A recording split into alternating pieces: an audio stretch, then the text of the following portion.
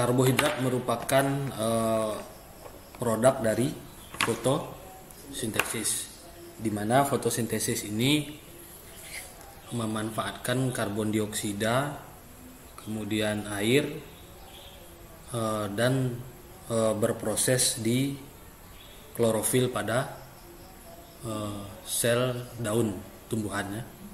Nah,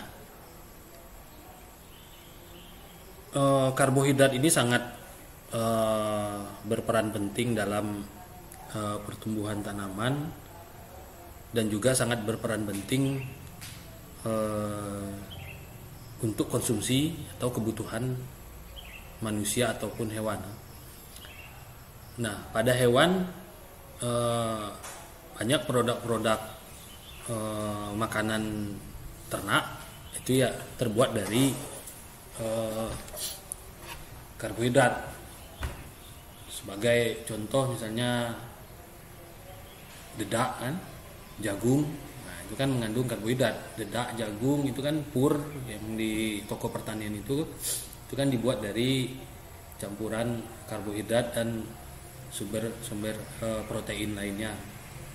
Nah, kalau untuk manusia karbohidrat itu biasanya kita dapat pada nasi yang kita konsumsi yang bersumber dari beras, kemudian juga jagung, kemudian banyak sumber-sumber lainnya. Nah, jadi karbohidrat ini memegang peranan penting dalam alam karena merupakan sumber energi utama bagi manusia dan hewan yang harganya relatif murah. Nah, kita tidak bisa terlepas ya, manusia ini tidak bisa terlepas. Kalau belum makan nasi katanya belum makan kan. Belum makan nasi, belum makan. Nah, sumber karbohidrat ya, kita ketergantungan dari karbohidrat ini. Nah, jadi secara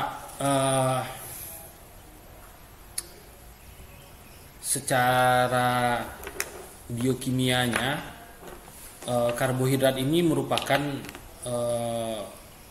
biomolekul yang paling banyak ditemukan di alam. Nah, kenapa dikatakan bio? Nah, bio ini kan berhubungan dengan makhluk hidup kan, bio. Nah, biologi, ilmu yang mempelajari tentang makhluk hidup. Biokimia berarti ilmu yang mempelajari tentang proses dan perubahan kimia di dalam makhluk hidup. Nah, karena karbohidrat ini berasal dari makhluk hidup, contohnya dari proses fotosintesis, makanya dia dikatakan sebagai biomolekul. Jadi molekul yang berasal dari makhluk hidup. Nah, biomolekul karbohidrat ini dikatakan keberadaannya paling banyak ditemukan di alam sekitar kita. Nah, karena pembahasan biokimia ini tidak bisa hanya membahas sumber-sumber karbohidrat, sumber-sumber bahan biomolekul, tetapi juga perlu membahas aspek kimianya. Nah, kalau dilihat dari namanya,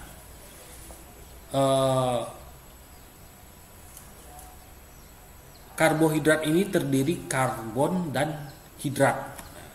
Karbon dan hidrat. Ini karbon, senyawa karbon, dan hidrat. Hidrat itu apa? Hidrat itu yang mengandung air, H2O. Nah, jadi kalau dilihat dari namanya, karbohidrat itu adalah molekul yang terdiri dari karbon dan hidrat, H2O. Nah, tetapi tidak segampang itu kita memahami, berarti kalau ada hidrat, air, berarti dia cair kan? Tapi kalau kita lihat beras itu cair nggak? Tidak kan? Nah, jadi di sini kita memahaminya bukan karbon yang terlarut di dalam air, bukan, tetapi molekul yang memiliki unsur karbon dan unsur penyusun air. Karbon, hidrogen, dua hidrogen dan oksigen, bukan memahaminya bukan karbohidrat itu pastilah cair. Tidak bisa kita memahami seperti itu. Tetapi karbohidrat itu adalah biomolekul yang mengandung komponen karbon, 2 hidrogen dan oksigen. Nah, oke. Jadi memahaminya bukan cair ya. Satu lagi si Nita mana? Belum datang. Satu lagi kan? Perempat kan? Nah. Oke. Nah, contohnya misalnya di samping ini. Di mana karbohidrat kita temukan di tanaman ini?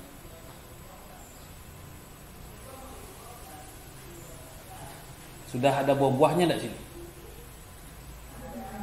Nah, kalau sudah ada buahnya, karbohidrat bisa ditemukan di dalam buah. Dalam bentuk apa? Hah? Dalam bentuk apa di dalam buah itu?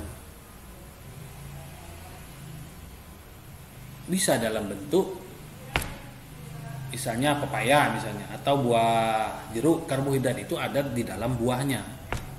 Kalau pepaya berarti ada di dalam daging buahnya karbohidrat itu.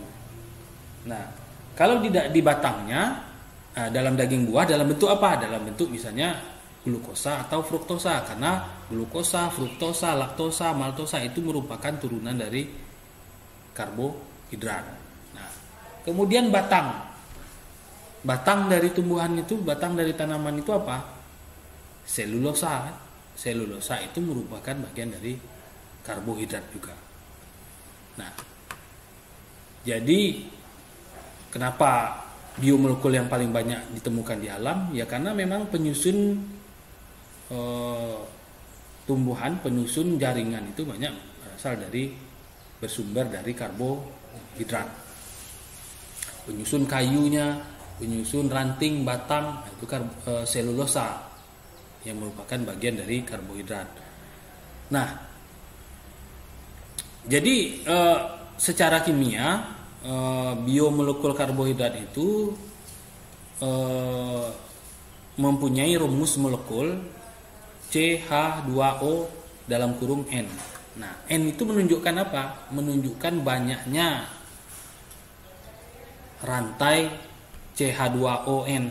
Nah, sedikit banyaknya itu akan berkaitan dengan sifat dari karbohidrat tersebut. Sifatnya apa? Misalnya ada beberapa karbohidrat yang bisa larut dalam air, ada yang tidak bisa dilarut dalam air, ada yang sukar larut. Nah, contohnya yang mudah larut dalam air karbohidrat adalah glukosa, misalnya gula. Nah, gula itu kan karbohidrat, glukosa atau fruktosa, kalau dilarutkan dalam air larut. Nah, jadi rumus molekul karbohidrat dalam kurung N itu jumlahnya bisa misalnya 6 karbon, 6 molekul CH2ON, atau 8. Nah, itu akan menunjukkan sifat dari karbohidrat. Nah, karbohidrat, biomolekul karbohidrat ini disintesis dari CO2 dan H2O yang merupakan proses fotosintesis. Nah, disintesis ini maksudnya apa? Dibuat, diproduksi dari karbon dioksida dan air dalam proses fotosintesis. Nah, bentuk sederhana dari karbohidrat yaitu CH2ON atau CnH2ON ini dikenal juga dengan nama sakarida. Nah, ini bentuk sederhana karbohidrat ini yang jumlahnya, ya, karbohidrat ini bisa C6 di sini kan. Nah, di sini bisa N-nya ini 6, di sini juga 6. Bentuk paling sederhana dari karbohidrat itu adalah sakarida namanya. Nah, makanya nanti ada penggolongan karbohidrat itu, ada disakarida, kemudian ada monosakarida, ada polisakarida. Nah, itu menunjukkan banyaknya sakarida dalam sebuah komponen molekulnya nanti. Seberapa banyak sakarida dalam sebuah satu molekul berhubungan dengan namanya. Oke. Kalau kita lihat fungsi dari karbohidrat ini merupakan sumber energi. Kalau bagi manusia 1 gram karbohidrat menghasilkan 4 kilokalori dalam tubuh manusia. Nah, makanya tadi kalau belum makan nasi, lemas terasa badan. Di saat badan lemas, minum teh manis, teh es, baru menjadi segar. Ya kenapa? Tubuh kita ketergantungan dengan karbohidrat ini karena ada sumber kalorinya. Nah, tapi hati-hati, ini juga menjadi sumber penyakit nih kalau mengkonsumsi terlalu banyak karbohidrat. Tubuh kita tidak bisa memecahnya dari karbohidrat, dari amilum menjadi gula tidak bisa diubah menjadi energi, menumpuk di dalam darah, jadi diabetes. Nah, itu. Nah, jadi karbohidrat ini terlalu banyak juga dikonsumsi akan menjadi sumber penyakit.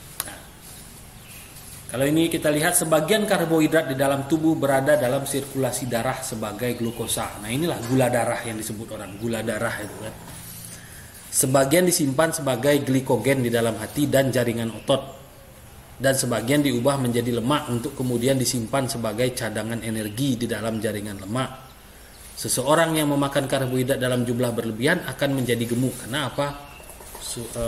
Lemaknya menjadi banyak. Nah, kenapa kita lihat juga fenomena lain karbohidrat ini menjadi sumber energi. Contohnya sapi kan. Sapi itu tidak ada yang dimakan yang lainnya selain rumput. Kadang juga mau dia makan roti kan, roti mau ketemu roti. Nah, tetapi makanan utamanya rumput. Nah, kalau kita pikir-pikir hanya memakan rumput saja sapi itu bisa sebesar itu badannya. Berarti sapi di dalam tubuhnya mampu mengubah karbohidrat selulosa pada rumput menjadi apa? Menjadi simpanan lemak. Simpanan lemak untuk disimpan di dalam jaringan tubuh dalam bentuk daging kan, daging sapi. Itulah keajaiban proses kimia hanya memakan rumput. Sedangkan manusia semuanya dimakan.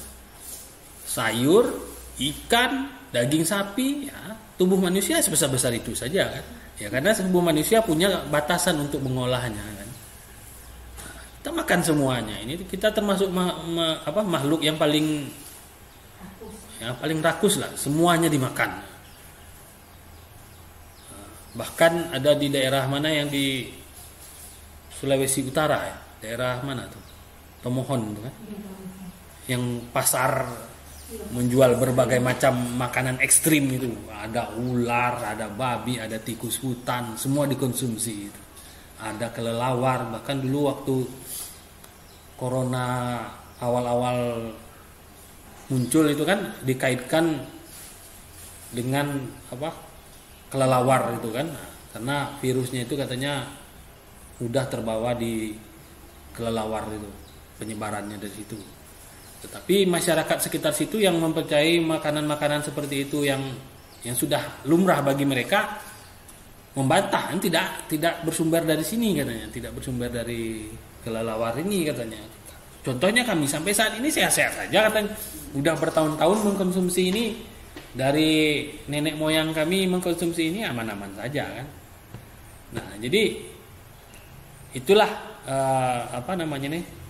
sumber energi bagi manusia, baik hewan ataupun tumbuhan. Nah, tetapi dengan tidak mengkonsumsi sebanyak itu juga manusia bisa sehat. Ada beberapa golongan orang yang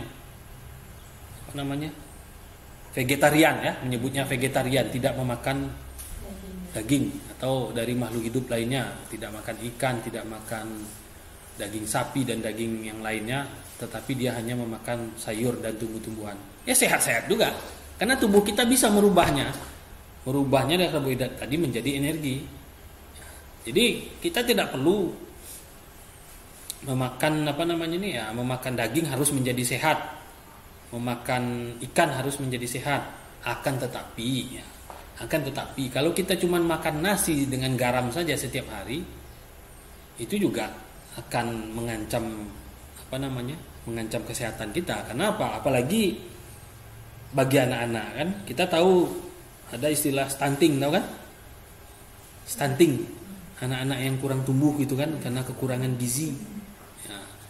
Kenapa? Nah, menurut ahli gizi katanya kita perlu omega 3 untuk pertumbuhan otak kan, perlu protein tinggi untuk pertumbuhan. Nah, kenapa orang-orang barat itu pertumbuhannya ke atas, tinggi-tinggi, postur tubuhnya, nah, contohnya pemain sepak bola itu tinggi-tinggi. Kalau misalnya Indonesia tanding dengan klub dari di Eropa itu tubuhnya seperti ini. Nah, ini Indonesia, ini orang-orang Eropa gitu.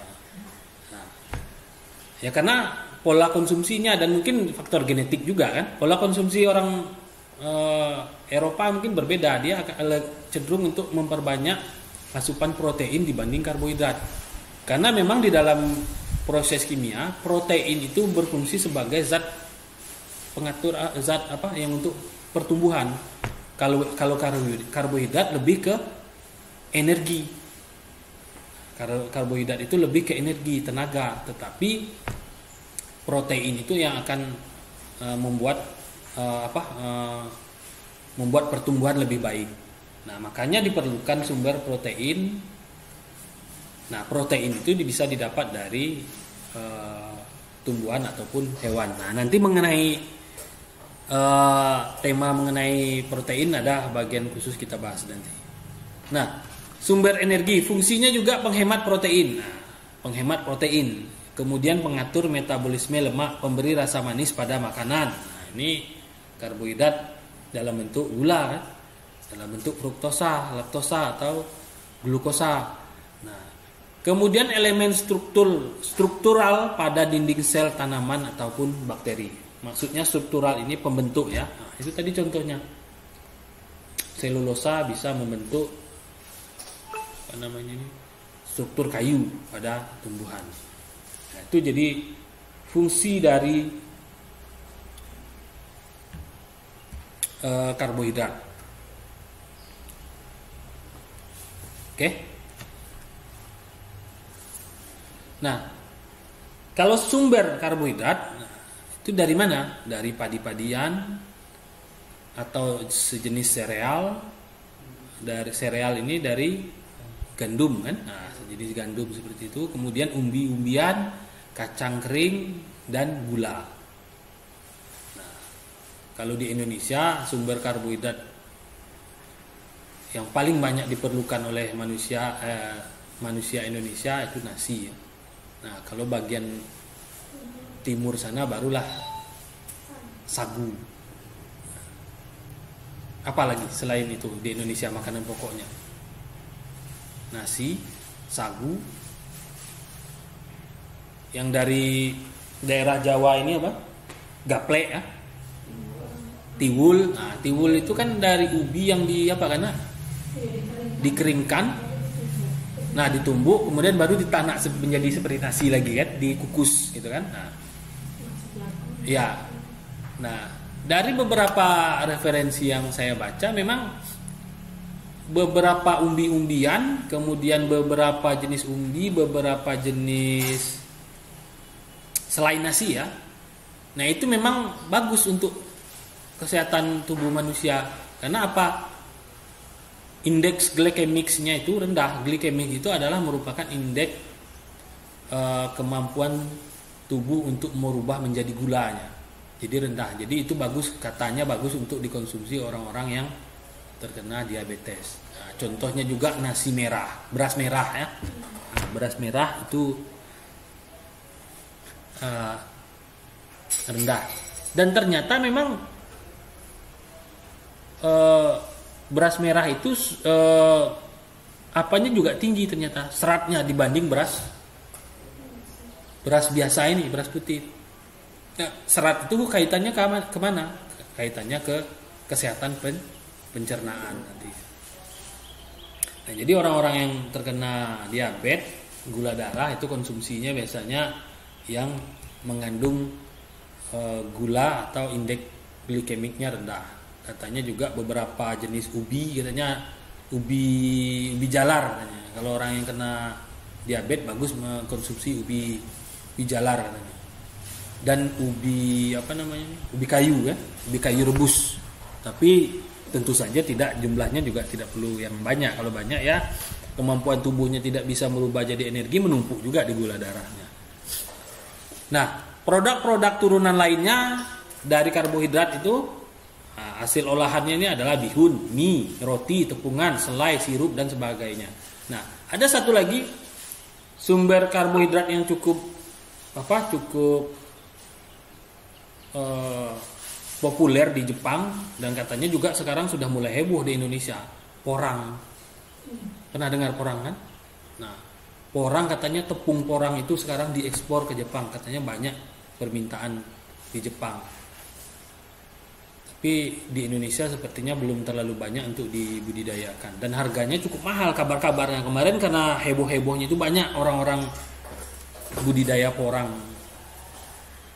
untuk diekspor ke Jepang. Katanya tuh sekilonya itu bisa sampai harga berapa tuh? 8.000 atau berapa porang itu. Tahu kan tanaman porang?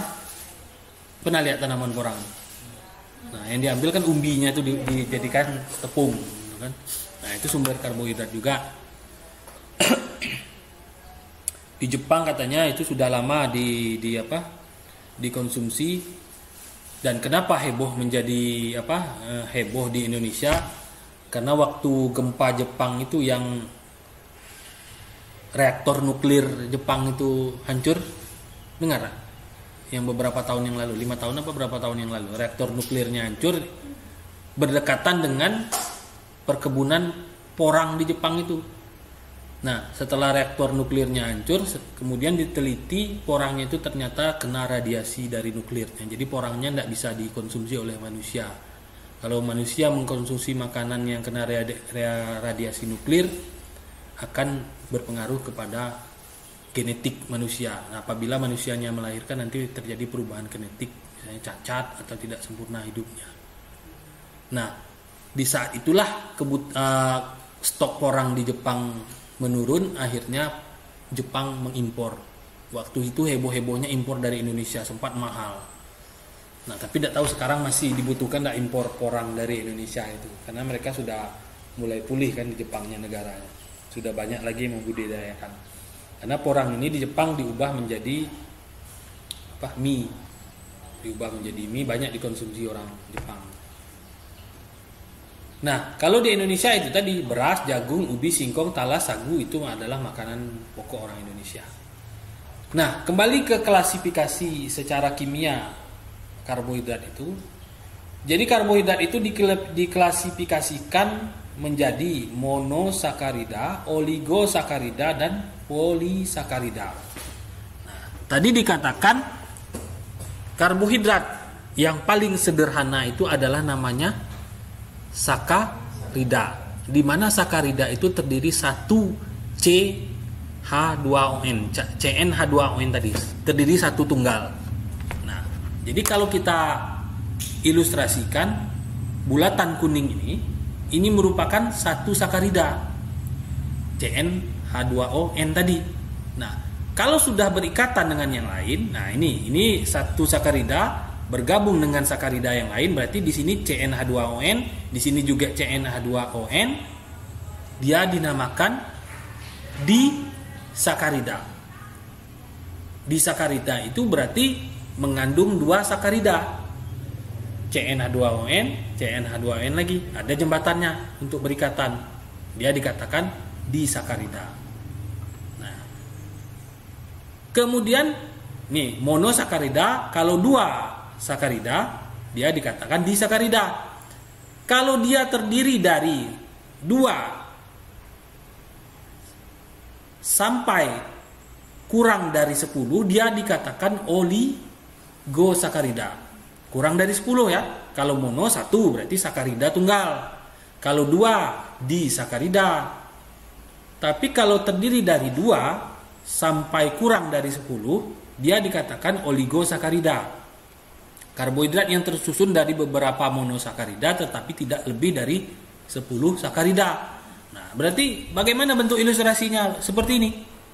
Nah, titik kuning satu ini adalah sakarida kan? Nah, ini sakarida.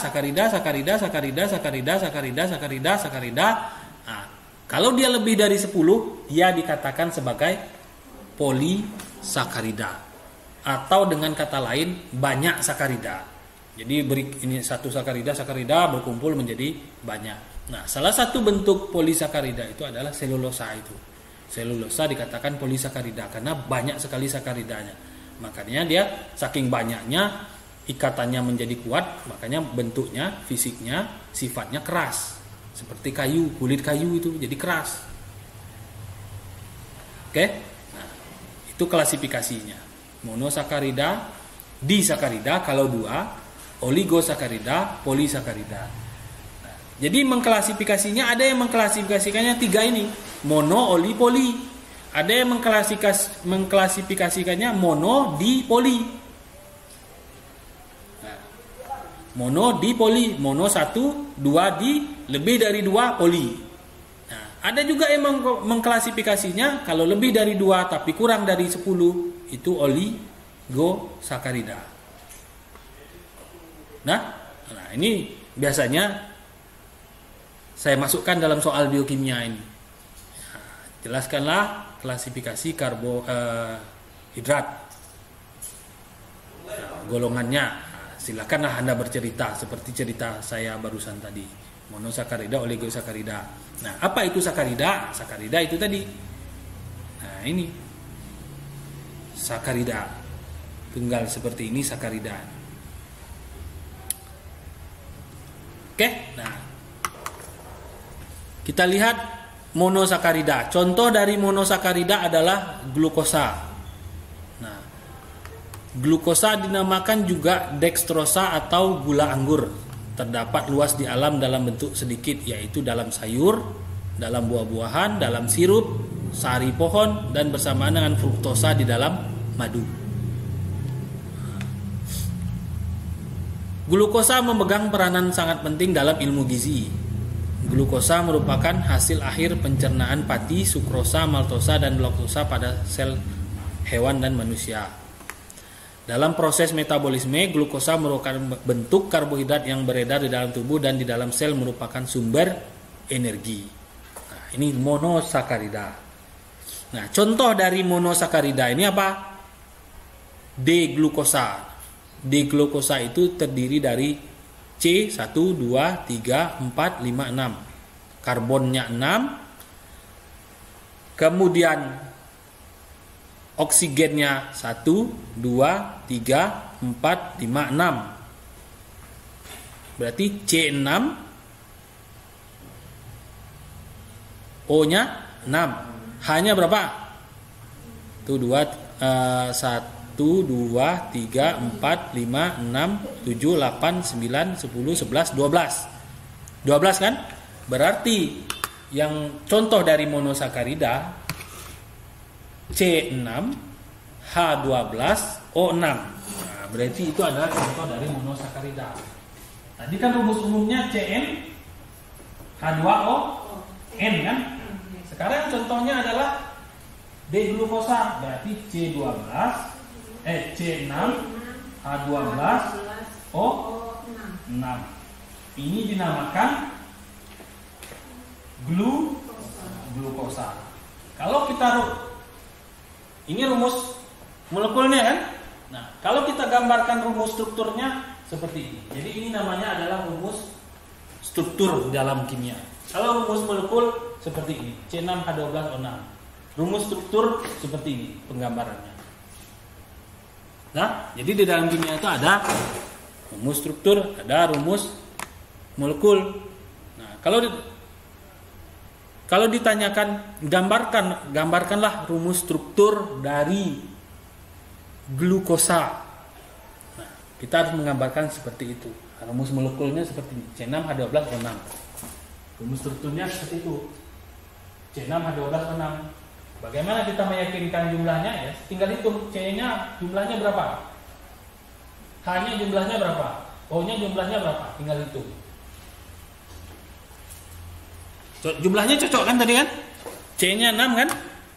Nah, 1, 2, 3, 4, 5, 6.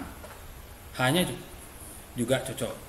Nah, Pak, kenapa ada logo D di depannya, Pak? Nah, ini akan kita bahas ke depan nanti ya. Kenapa? Ini karena di alam struktur kimia dari glukosa itu tidak mesti seperti ini. Maksudnya tidak mesti HO-nya ada di samping sini, O-nya di samping sini, H-nya berurutan seperti ini juga, sini berurutan. Tidak mesti. Kenapa? Di alam dia berputar-putar. Bisa saja OH-nya berada di sebelah sini, OH yang 3 ini berada di sebelah sini, HO-nya ini berada di sebelah situ. Makanya dia nanti dikasih ada namanya itu ada D namanya, ada L nanti. Nah, apa itu D dan L? Nah, nanti kita bahas lebih lanjut. Nah, kalau bentuknya seperti itu sekarang itu namanya D-glukosa. Berarti D-glukosa 3 OH-nya itu di sebelah kanan, 1 OH di sebelah kiri. OH yang di atas itu di sebelah kanan, itu dinamakan D-glukosa. Oke. Jadi biokimia sampai ke sini ya ceritanya. Nah, jadi mulai dari cerita apa itu, kemudian sumbernya dari mana, sampai kita mempelajari struktur-struktur yang buat pusing kepala seperti ini kan. Oke? Nah, harus dihafal ya Pak. Ya, kalau dihafal boleh. Glukosa C6H12O6. Rumus strukturnya seperti apa? Gambar seperti itu. Oke. Ini materi ini sudah saya kirim belum ya? Belum dah. Yang kemarin saya kirim tuh ya biomolekul kan? Oke. Nah, kemudian contoh monosakarida yang lain adalah fruktosa. Fruktosa dinamakan juga levulosa atau gula buah, adalah gula paling manis. Rasanya paling manis.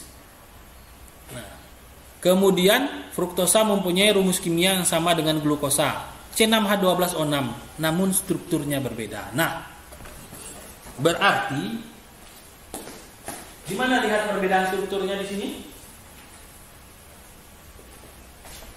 Di mana perbedaan struktur antara glukosa dengan fruktosa? Di sini perbedaannya.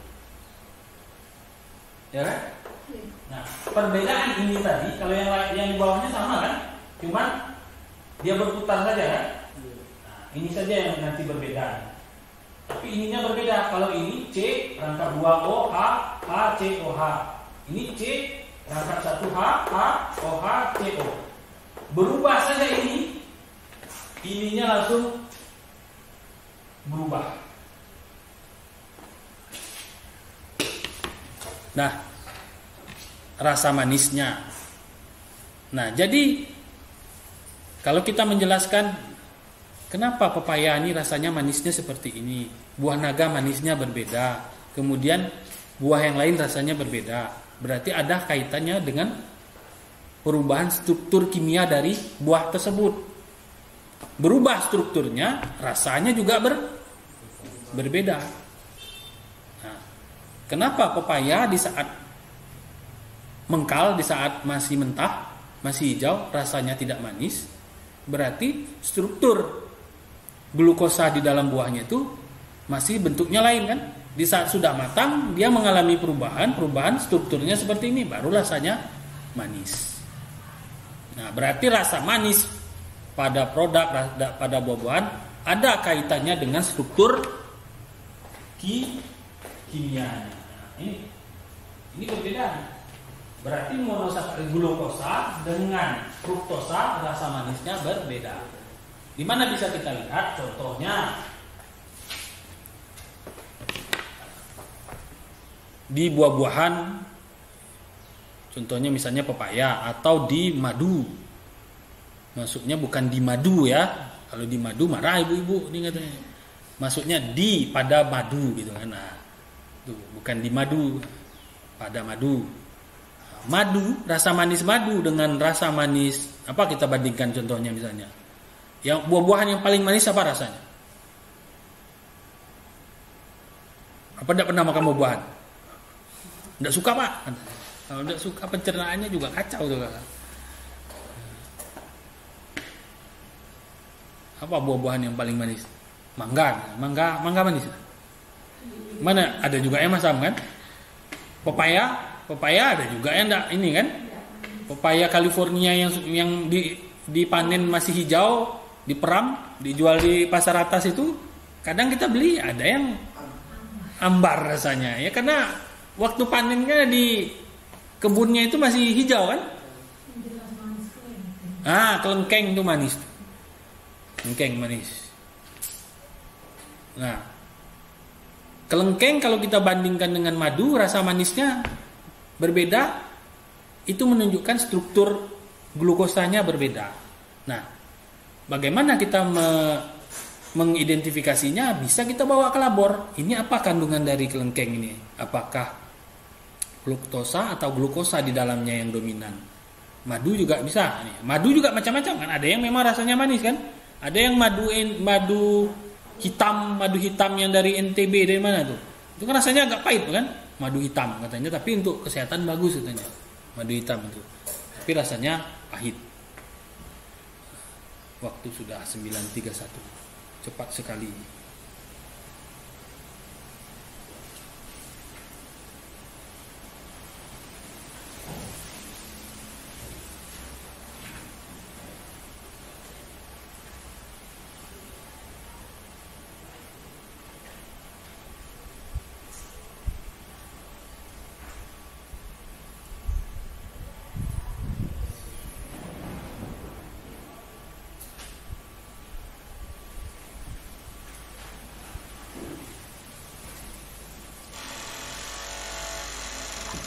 Oke, sampai sini bisa dipahami. Nah, mulai tadi struktur dari karbohidrat itu apa yang sederhananya, kemudian pembagian karbohidrat itu apa, penggolongannya apa. Nah, sampailah contoh dari karbohidrat itu. Nah, tadi kan judulnya karbohidrat. Pak, kok sekarang sampai ke monosakarida fruktosa? Nah, gimana Anda menjawabnya? Pak, judulnya karbohidrat, tapi kok sampai ke monosakarida dan fruktosa? Karena penyusun fruktosa, monosakarida, glukosa, fruktosa ini adalah ini karbohidrat tadi kan kita namakan. Nah, ininya 6 juga, ini 12, jadi 2 glukosa. Berarti glukosa monosakarida itu merupakan contoh dari karbohidrat. Contoh lain apa? Galaktosa, manosa, pentosa. Nah, kalau kita lihat dari namanya, berarti ada osa-osa. Glukosa, osa. Fruktosa, osa. Galaktosa, manosa. Berarti ciri-ciri gula atau ciri-ciri karbohidrat itu ada osa di belakangnya. Nah, itu mungkin kesepakatan para ahli untuk mempermudah menamakannya. Kalau ada osa belakangnya, manosa, pentosa, galaktosa. Kalau kita lihat misalnya beli susu anak misalnya, susu formula, kan ada di kotaknya itu baca belakangnya. Ada itu biasanya pemanisnya apa yang dipakai di kotaknya itu. Misalnya dia menggunakan glukosa, berarti pemanisnya glukosa. Nah, ada beberapa makanan tertentu, contohnya misalnya yang mengandung pemanis buatan yang tidak sehat untuk dikonsumsi anak di bawah 5 tahun. Ada tuh, coba dibaca tuh. Saya pernah baca apa tuh yang mengandung pemanis buatan dan pemutih juga pemanis buatan. Kacang atom Garuda itu yang bulat, kemudian pilus. Coba dibaca itu. Mengandung pemanis buatan dan pemutih, tidak dianjurkan dikonsumsi untuk anak di bawah usia 5 tahun.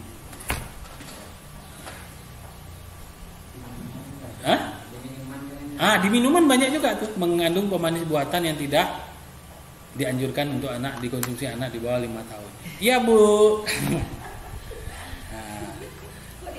Mahasiswanya ini ya? Enggak. Oh, ini juga. Oke, sampai di sini dulu pertemuan kita lanjutkan.